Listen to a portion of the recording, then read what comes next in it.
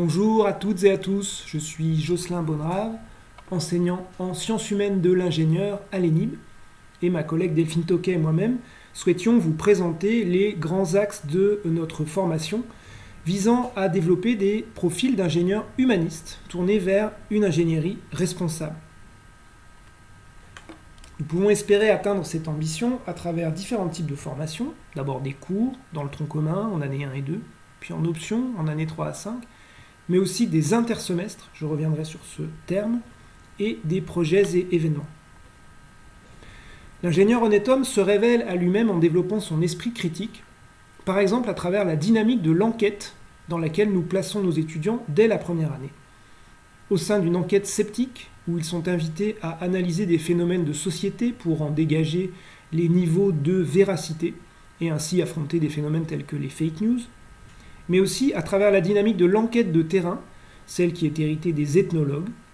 à laquelle nous invitons nos étudiants dès la deuxième année pour analyser leur expérience de stage, leur entrée dans le monde du travail. L'esprit critique, ils ont également l'occasion de le développer à travers cette précieuse discipline qu'est la zététique, ou méthode du doute actif, que tous les étudiants rencontrent dès la première année,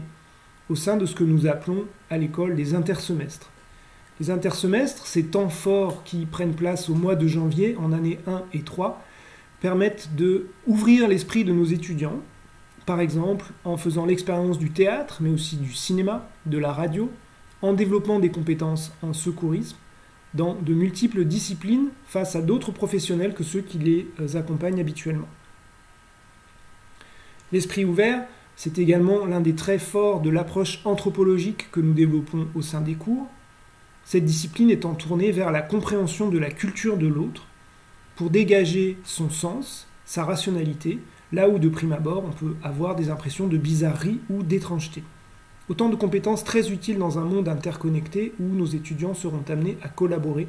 avec des personnes issues d'autres cultures que les leurs. L'ingénieur honnête homme se révèle également à lui-même à travers l'engagement citoyen, tel que le permet le projet IHH, ou projet ingénieur honnête homme. Ce projet au long cours consiste à mettre ses compétences d'ingénieur au service de la société, que ce soit dans le cadre des écoles, des hôpitaux, dans la société civile, etc., en menant les démarches de A à Z, depuis l'esquisse du projet jusqu'à la rencontre avec les professionnels, l'expérience forte du monde extérieur, pour finalement rendre compte de ce qui a été appris à travers une soutenance officielle où la presse est très souvent conviée. L'ambition de l'ingénieur responsable,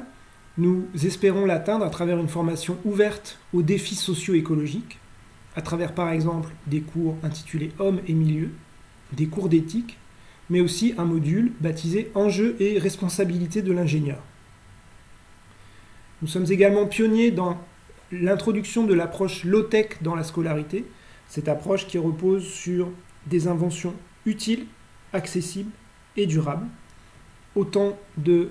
perspectives qui nous semblent cruciales face aux défis qui sont ceux de notre quotidien. Les ingénieurs doivent jouer un rôle central dans la société qui vient, et c'est cette ambition que nous souhaitons défendre avec fermeté et ouverture. Merci mille fois, à très bientôt.